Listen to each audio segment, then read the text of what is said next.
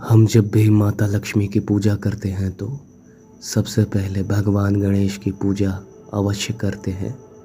वैसे तो भगवान गणेश की पूजा और उनका नाम हर शुभ कार्य से पहले लिया जाता है, लेकिन लक्ष्मी पूजा में उनका महत्व विशेष रूप से होता है और कहते हैं कि बिना भगवान गणेश की पूजा के लक्ष्मी माता की पूजा अधूरी मानी जाती है। लेकिन ऐसा क्यों है? आज हम आपको श्री आर्यवर्त चैनल पर लक्ष्मी पूजा और गणेश पूजा के महत्व के बारे में बताएंगे।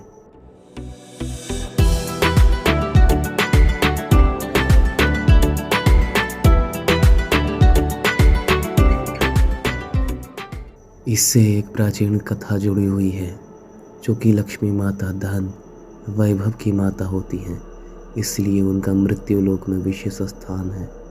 सभी लोग अन्य देवी देवता के महत्ता को भुलाकर माता लक्ष्मी को विशेष रूप से प्रसन्न करने में लगे रहे थे, ताकि उनके घर में कभी भी धन की कमी न हो। अपनी पूजा और महत्व को देखकर माता लक्ष्मी का अहंकार दिनों दिन बढ़ता जा रहा था, जिसका आभास भगवान विष्णु को हो गया था।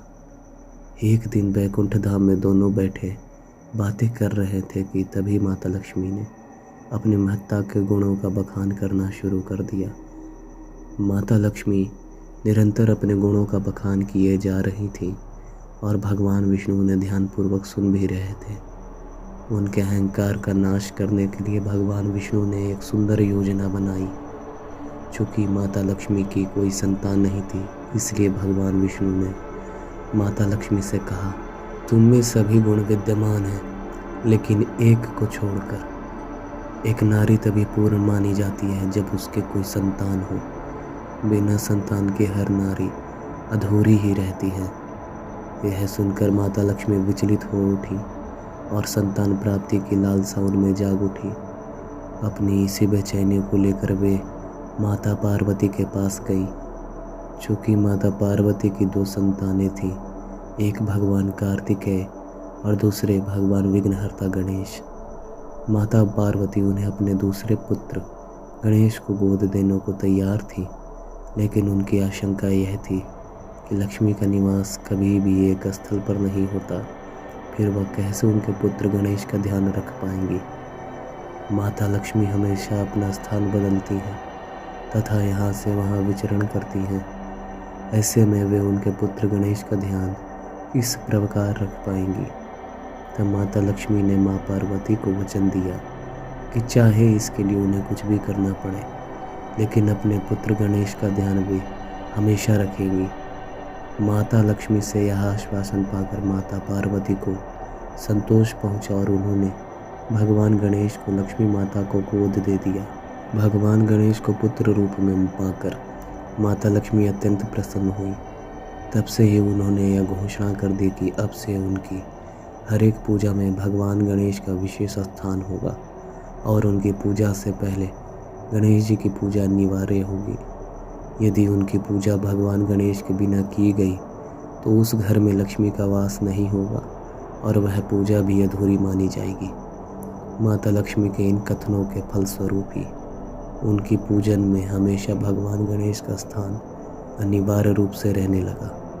जहाँ कहीं भी माता लक्ष्मी की आराधना की जाती है, वहाँ पहले भगवान गणेश को पूजना भी अनिवार्य होता है।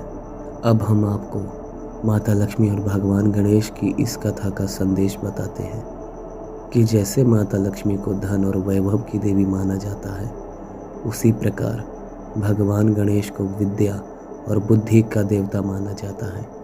जिस व्यक्ति के पास धन है और बुद्धि का अभाव है, तो उस धन का कभी भी सदुपयोग कोई व्यक्ति कर ही नहीं पाएगा।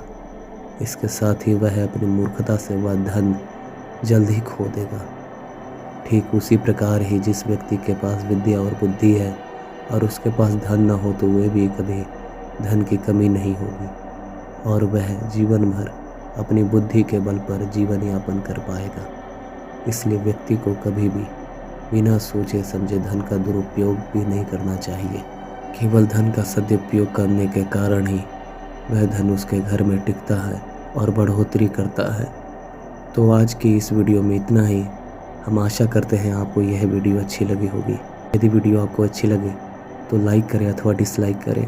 हमारे चैनल को सब्सक्राइब अवश्य कर दें। और आप सभी को दीपावली पर्व की हार्दिक शुभकामनाएं एवं आगामी छठ पूजा की भी हार्दिक बधाई। जय माता दी।